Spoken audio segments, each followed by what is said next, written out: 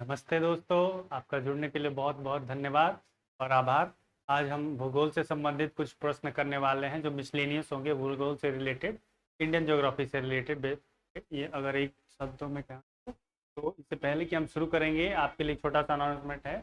आप हमारा student elite app download कीजिए प्ले स्टोर से जाके, और वहाँ से अगर आप कोई भी वनडे एग्जामिनेशंस की तैयारी करते हैं या कोई भी कॉम्पिटिटिव एग्जाम की तैयारी करते हैं तो वहाँ से जाके वेरियस बैच को परचेज कर सकते हैं। ठीक है, बहरहाल बिना टाइम गवाए भूगोल से संबंधित प्रश्न को शुरू करेंगे और एक एक करके क्वेश्चन को करते जाएंगे। अगर आप इस क्वेश्चन को आंसर करना चाहते हैं कमेंट सेक्शन में ज़रूर कीजिए। ठीक है, चलिए ये और शुरू करते ही आप वीडियो को लाइक करते आगे बढ़िएगा, शेयर कर दीजिएगा। ठीक है, पहला क्वेश्चन है हमारे पास, धरातल का कितना प्रतिशत बेसाल्ट से अनक्षित होता है? तो बेसाल्ट पता ही आपको, तो पूछ रहा है कि बेसाल्ट से जो धरातल है, जो पृथ्वी का ऊपर वाला लेयर है, वो कितना प्रतिशत उसका होता है?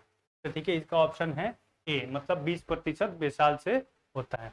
ठीक है, अभी दूसरा क्वेश्चन है, भौगोलिक अध्ययन में शैल शब्द से क्या तात्पर्य है? तो कह रहा है कि जो भौगोलिक अध्ययन होता है, मतलब इंडियन का जो ज्योग्राफी पढ़ते हैं उसमें शैल शब्द से आप क्या समझते हैं? ठीक है, तो शैल शब्द से यही है कि समस्त पदार्थ जिससे भूपटल बना हुआ है। तो जिस पदार्थ से भूपटल बना हुआ है वो टॉप वाला लेयर, उसी को शैल कहते हैं। ठीक है, थर्ड क्वेश्चन है, निर्माण प्रक्रिया एवं भौतिक विशेषताओं के आधार पर निम्नलिखित में कौन सा शैल शेष तीनों से भिन्न है? पूछा कौन सा शैल है जो तीनों से भिन्न है। ठीक है, तो ये कौन है? तो ये बेसाल्ट शैल। तो स्लेट और स्फटिक और संगमरमर एक ही जैसे हैं, लेकिन जो बेसाल्ट है वो दूसरा है। ठीक है, नंबर 4 है, दक्षिण के पठार में किस प्रकार की चट्टानों का सर्वाधिक विस्तार होता है? तो आपको पता है कि ये लेटराइट होता है। जो दक्षिण भारत के पठार होते हैं उनमें लेटराइट की मात्रा ज़्यादा होती है। अगर लावा आप सोच रहे हैं तो गलत है, क्योंकि वो लावा से बना हुआ है। ठीक है, लेकिन उसमें है लेटराइट। मीन्स कि जब हम लोग अफ्रीका के पार्ट थे, जब इंडिया अफ्रीका का पार्ट था, तो जब वहाँ से धीरे धीरे धीरे धीरे कॉन्टिनेंटल ड्रिफ्ट शुरू हुआ, मतलब क्या हुआ, जो महाद्वीप और महादेश एक दूसरे से टूटने शुरू हुए, तो अरबियन सी में एक लावा था जिसे टकराने के बाद जो सदर्न इंडिया है उसमें वो काली मिट्टी हो गई थी, लेकिन वो होगा लेटराइट ही। तो लावा से कंफ्यूज नहीं होना। 4 के बाद नंबर 5 है, भूपट्टी में सबसे अधिक मात्रा में पाए जाने वाले अधातु कौन सी है? तो कह रहा है जो भूपट्टी है उसमें सबसे अधिक मात्रा में पाए जाने वाला अधातु कौन है? तो ये है सिलिकॉन। तो सिलिकॉन सबसे ज़्यादा भूपट्टी पे पाया जाता है। ठीक है, ये बात आपको ध्यान में रखनी। नंबर 6 है कि भूगर्भ का वो कौन सा हिस्सा है जो अत्यधिक तापमान के बावजूद ठोस की तरह आचरण करता है? तो ये क्रोड कह लीजिए या फिर इसको क्या कह लीजिए, कोर कह लीजिए। ये कुछ नहीं है, ये कोर। तो कोर को ही कहते हैं जिसका जो क्या है, वो बिहेव करता है कैसे? ठोस की तरह, लेकिन वो है कैसा? अधिक तापमान की तरह, ठोस की तरह बिहेव करेगा। जो क्रस्ट मेंटल कोर होता है, तो जो कोर है उसमें लिक्विड भी होता है, सॉलिड भी होता है, लेकिन वो लिक्विड होने के बावजूद भी कैसा होता है? ठोस की तरफ बिहेव करता है, तापमान ज़्यादा होने के साथ। ठीक है, और ये जो कोर है वो थर्ड मोस्ट लेयर, आखिरी का। 7 है, गुटेनबर्ग वेइचर्ट अशांत किसके प्रतीक करता है? तो कह रहा है कि जो ये देखिए, आपने पढ़ा होगा कि जो डिसकंटिन्यूटी होती है उसको 3-4 तरीके से बात करते हैं। इस वीडियो के बाद हम एक और वीडियो बनाएंगे जिसमें आपको अलग अलग डिसकंटिन्यूटी के बारे में समझाएंगे, तो वो वीडियो आप जरूर देखिएगा। ठीक है, इसमें अलग अलग टाइप के डिसकंटिन्यूटी के बारे में हम लोग समझेंगे उस बारे में। तो ये है क्रोड। जब भी क्रोड लिखे तो ये क्या है? कोर है। ठीक है, ये कोर और मेंटल के बीच का जो भूमि है, या यूं कह लो जो कोर और मेंटल के बीच का जो लेयर है, उसको बोलते हैं क्या? गुटेनबर्ग वेइचर्ट अशांत। अशांत बोलते हैं, जो भी बोलते हैं। हिंदी में थोड़ा मेरे को दिक्कत है, इसलिए प्रोनाउंसिएशन में दिक्कत हो रहा है।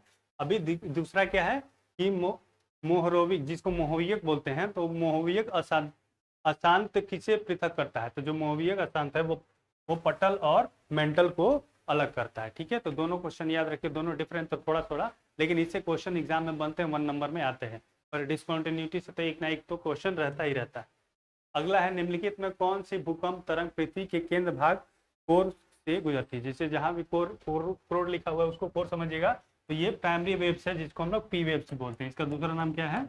ये प्राइमरी वेव्स है। ठीक है, ये कहाँ से गुजर सकती है? तो पृथ्वी के अंदर वाले भाग से भी गुजर सकती है।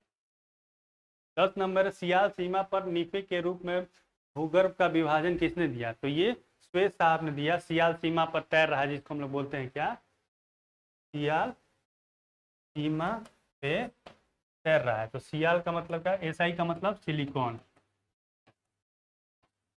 एल का मतलब क्या, एल्यूमिनियम, ठीक है। अगेन यहाँ पे क्या है, सिलिकॉन, और ये एम से क्या है, मैग्नीज, मैग्नीशियम, ठीक है।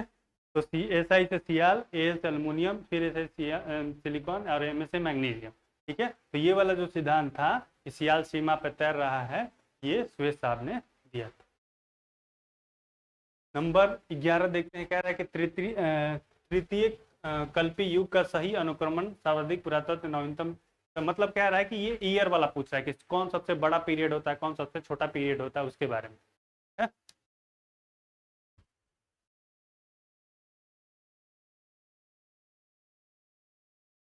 तो इसका आंसर है डी, जिसको बोलते हैं आदि नूतन सबसे बड़ा, अल्प नूतन उससे छोटा, मध्य नूतन उससे छोटा, और अति नूतन सबसे छोटा।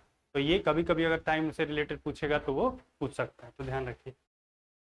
12 है, पृथ्वी का आयतन लगभग कितना है, तो पृथ्वी का आयतन है लगभग 1083 अरब घन किलोमीटर, ठीक है, ये बात को भी ध्यान रखिए। 14 है, पृथ्वी के विषुवत रेखीय व्यास की लंबाई क्या है, तो पृथ्वी के विषुवत रेखीय व्यास की लंबाई है 8000 मील, ठीक है, ये आपने पढ़ा होगा, तो एक छोटा सा फैक्ट बेसिस पे है। 14 है, पृथ्वी का सही आकृति क्या है, तो सबने पढ़ा है पृथ्वी का शेप कैसा है, जियोइड, जियोइड शेप होता है पृथ्वी का, सबका जो चपटा शेप होता है ना संतरे की तरह, उसी को जियोइड शेप बोला जाता है ज्योग्राफी के टर्म में। 15 ग्रहों की उत्पत्ति की परिकल्पना के संदर्भ में निम्न में से कौन सा कथन सत्य है, पूछ रहा है कि ये 4 जो ऑप्शन दिए हैं उसमें कौन सा कथन सत्य है। अगर आप अटेम्प्ट करना चाहते हैं तो वीडियो को पॉज करके अटेम्प्ट करिए। फिलहाल इस क्वेश्चन का आंसर है डी, ग्रहों का निर्माण फिलामेंट से हुआ है, ठीक है। फिलामेंट वो ज्योग्राफी सॉरी फिजिक्स वाला फिलामेंट नहीं, ठीक है, जो फ्यूज में होता है, ये दूसरे फिलामेंट के बारे में पूछता है, सॉरी पूछ नहीं रहा है, बता रहा है। 15 के बाद 16, पृथ्वी से सूर्य की औसतन दूरी क्या है, तो ये है 915 लाख मील, ठीक है। 17 है, निम्नलिखित में से किस ग्रह के सर्वाधिक उपग्रह हैं, तो सबको पता है कि जो हमारा सोलर सिस्टम है उसमें कितने ग्रह हैं, 8 ग्रह हैं, और उसमें सबसे ज्यादा अगर किसी के पास उपग्रह है तो वो है बृहस्पति, ठीक है। और बोल रहा है कि एस्टेरॉयड बेल्ट निम्नलिखित के किन ग्रहों के बीच होता है, आपने पढ़ा होगा एस्टेरॉयड बेल्ट। एस्टेरॉयड बेल्ट क्या होता है, तो छोटे बड़े रहते हैं, जो पत्थर रहते हैं जो हमारे सोलर सिस्टम में घूमते रहते हैं, तो पूछ रहा है कौन से 2 ग्रहों के बीच में वो उनका बेल्ट है, जिसको एस्टेरॉयड बेल्ट भी बोला जाता है। तो ये है बृहस्पति और मंगल के बीच में ये दोनों बेल्ट है, जिनमें ये तैरते रहते हैं हमारे सोलर सिस्टम। एस्टेरॉयड बेल्ट ध्यान रखिएगा, इससे क्वेश्चन आ चुका है एक बार एग्जाम में, एक बार नहीं कई बार अलग अलग एग्जाम में आ चुका है। निम्न में से कौन सा ग्रह पृथ्वी के सर्वाधिक नजदीक स्थित है, तो सबको पता है ये ग्रह कौन है, शुक्र है, जो पृथ्वी के सारे सबसे ज्यादा नजदीक है, ठीक है। 20 नंबर है कि तेथी सागर नामक भूशास्त्री के दक्षिणी तट पर निम्न में से कौन था, तो आपको पता है कि जब भारत अफ्रीका का पार्ट था, तो जब अफ्रीका टूट से आगे बढ़ा, ठीक है, तो बीच जो अभी का हिमालय है ना, वहाँ पे क्या था, टेथिस सी था, और जो नीचे से भूमि आई जो इंडिया वाली भूमि थी उसको बोलते थे कि अभी आपने भी पढ़ा होगा कि India is a part of Gondwana land, ठीक है। तो इंडिया गोंडवाना लैंड का पार्ट था, और बीच और जो हिमालय था अभी का जो हिमालय, वहाँ पे 33 सागर हुआ करता था, 33 सी, तो उससे जाके टकराया था, तो फिर धीरे धीरे धीरे हिमालय ऊपर बढ़ता गया, ठीक है। तो बीच में यहाँ पे मान लीजिए कि अगर ये इंडिया है, ऐसे ये तो लग नहीं रहा, लेकिन ये इंडिया का ऊपरी इलाका है, तो यहाँ पे जो हिमालय है ना, यहाँ पे कभी 33 सागर हुआ करता था। इधर से जब इंडिया आया, गोंडवाना लैंड का भाग से उससे टूट के, तो 33 सागर से कराया, यहाँ पे हिमालय बन गया, और ऊपर वाली भूमि को क्या बोलते थे, ऊपर वाली भूमि को क्या बोलते थे, उसको बोलते थे लॉरेशिया, और नीचे वाली भूमि को बोलते थे गोंडवाना लैंड। ये पूछ रहा है कि दक्षिणी भाग, दक्षिण मतलब नीचे वाले भाग, तो ये 33 सागर इंडिया वाले, इंडिया किसका भाग था, तो गोंडवाना लैंड का भाग। अगर उत्तरी भाग को पूछता तो वो लॉरेशिया हो जाता, क्योंकि दक्षिणी भाग पूछ रहा है, तो इंडिया जो पार्ट ऑफ गोंडवाना लैंड, तो गोंडवाना लैंड इसका आंसर हो जाएगा।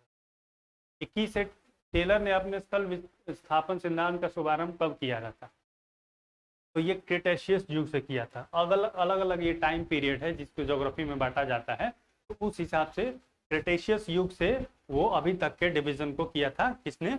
टेलर ने। तो वही पूछ रहा है कि जो स्थल विस्थापन का सिद्धांत है वो किस पीरियड से शुरू किया था। इसका मतलब ये नहीं कि ये उस पीरियड में जिंदा थे, उस पीरियड से उन्होंने क्लासिफाई करना शुरू किया था।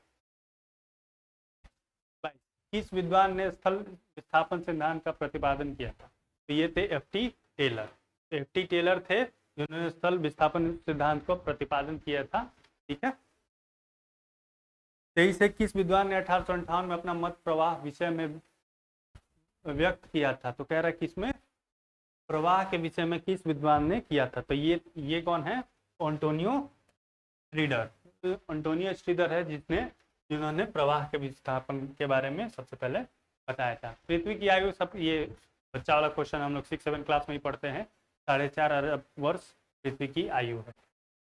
आज का लास्ट क्वेश्चन है हमारे पास कि तेतीस सागर नामक भूस्त्रती के उत्तरी तट में निम्न में से कौन थे? ठीक है। तो ये अभी हमने बताया कि गोंडवाना लाइन कहाँ था? साउथ में था, यानी कि दक्षिण भाग में।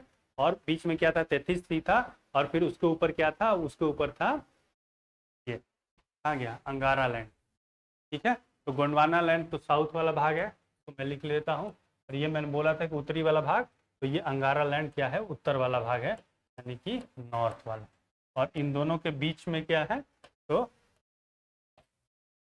33 सी है, मतलब 33 सागर। इसी के साथ ये छोटा सा वीडियो आपके लिए अंत होता है। अभी इसके बाद हमने एक और वीडियो बनाया जिसमें डिसकंटिन्यूटी के बारे में बताएंगे कि मोहविक डिसकंटिन्यूटी क्या होता है, किससे डिफाइन किया जाता है, लेमन क्या होता है, गुटेनबर्ग क्या हो गया। तो वो वीडियो आप जरूर देखिएगा, आपको उससे 1-2 नंबर सिक्योर करने में मदद मिलेगा कोई भी एग्जाम में, क्योंकि वो बहुत इंपॉर्टेंट है, उससे क्वेश्चन आते ही आते हैं। फिलहाल इस वीडियो को अभी के लिए खत्म करते हैं। ठीक है। उम्मीद है आपको पसंद आया होगा। जैसा लगा कमेंट सेक्शन में लिख के जरूर बताइएगा। ठीक है। मिलते हैं फिर किसी अगले वीडियो में। तब तक के लिए देखते रहिए, मुस्कुराते रहिए और पढ़ते रहिए। ठीक है। साथ ही साथ वीडियो को लाइक कीजिए, शेयर कीजिए, चैनल को सब्सक्राइब कीजिए और हमारा स्टूडेंट एलीट ऐप डाउनलोड कीजिए। वहाँ पर जाके आप अलग अलग बैच को परचेज कर सकते हैं। ठीक है। और अपने दोस्तों को भी अवगत करें। मिलते हैं फिर किसी अगले वीडियो में। धन्यवाद।